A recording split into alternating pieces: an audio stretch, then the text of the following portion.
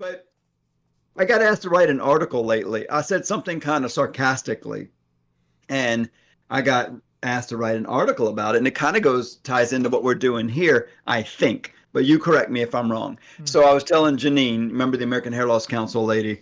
She was saying, "Hey, I got a girl who wants to make she's her husband does a lot of hair replacement, and she's watching him and she's doing a little bit, and she has an idea for a hair system that will really sell, that she thinks will work a lot better." I said, "Janine, do you hear the words that you're saying there?" She said, "What do you mean?" She's not a hairdresser. So Janine's not. So Janine says, "What do you mean?" I said, "When you say her husband does a lot of hair replacement, she does not. She's not doing much hair. She's a hairdresser. She's not doing much. So she thinks she knows."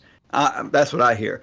She thinks she has an idea of a design that is really going to work well on people, that's going to sell. I said, "So you're telling me this girl that has no experience, that's barely doing any hair replacement, thinks she's got this idea?" I said, "I don't even want to talk to her." And she goes, "That's what I thought you'd say." I said, "No, really, because she's just guessing. She's guessing. She thinks if there's something that matches what she thinks people would like, it would sell better. It would just sell for her. That's just busy work.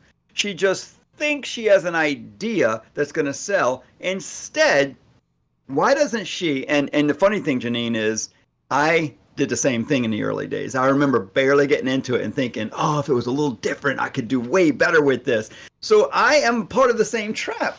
I'm thinking if the product was different, it would sell itself. You learn through the years, it's not the product. It's the marketing, the selling, the belief. I said, if she would just, the problem is she doesn't even know what actually exists out there. I know that because she's kind of new at it. If she knew all the things that existed, what she's wanting to design is probably already out there, first of all. But instead, why don't she just take what already exists, market it and sell it and make money instead of wasting her time trying to recreate this wheel? Let's recreate the thing and then it'll work better. No, it doesn't.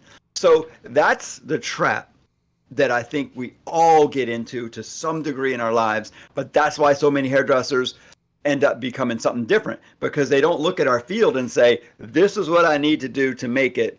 But instead they say, "Maybe if I did this." I mean, I sat there in the salon reading the book thinking, I think I picked the wrong career. They're not just walking in, just asking, why aren't they coming in and saying, "I want Bernard to cut my hair"? Why aren't they doing that?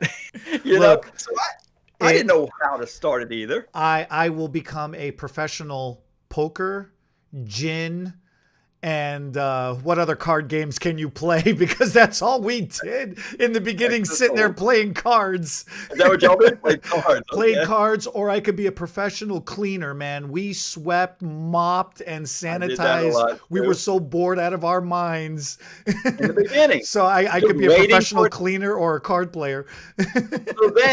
So then, I love that you say that. So then maybe once in a day or once in a week in the very beginning, that client walks in and we're, thank God they walk in just lost. "I think I need a haircut. Do you do that?" Yes, I've been waiting days for you. Days, maybe hours, maybe weeks. You can't act that excited. Like, I have no client. You're like an excited dog trying to jump on top of somebody to sniff them, when you first meet somebody. Let me look at my book and see if we have time for you today. Right. Empty. Believe I can fit you in right now. You're a lucky day. And so now, this is what I say to the hairdresser. With everything else we just said, that you have nothing to do for the next few hours or days. And so this is when the hairdressers screw up even more.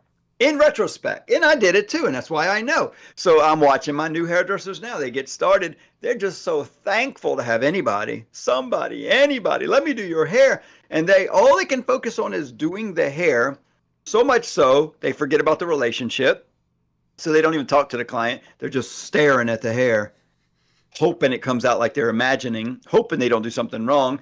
focusing so much on the hair, there's no relationship, there's no next appointment, there's no retail sold, there's no future. And then that client leaves and they're like, oh, my hair looks good, but that was a weirdo, you know?